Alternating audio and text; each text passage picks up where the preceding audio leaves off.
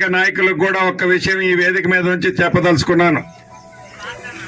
రేపు గ్రామ పంచాయతీ ఎన్నికల దగ్గర నుంచి మొదలెడితే ఎంపీటీసీలు, ఎంపీపీ, జెడ్పీటీసీలు, జిల్లా పరిషత్ చైర్మన్, ఎమ్మెల్యే, మంత్రి, ముఖ్యమంత్రి మన పార్టీకి సంబంధించిన వాళ్లే.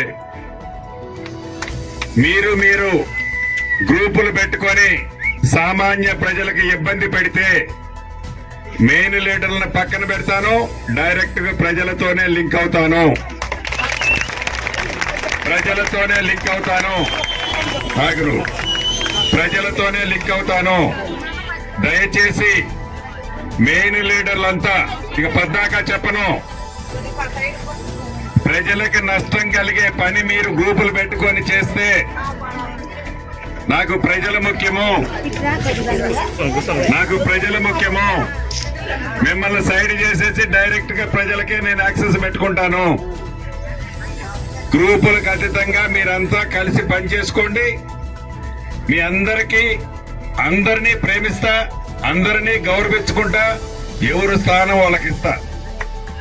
అంతేగాని ఇది నా గ్రూప్ అని వాడి కాలి మీద ఈడి ఏలి మీద మీరు పెట్టుకొని ప్రజల్ని ఇబ్బంది పెట్టొద్దు.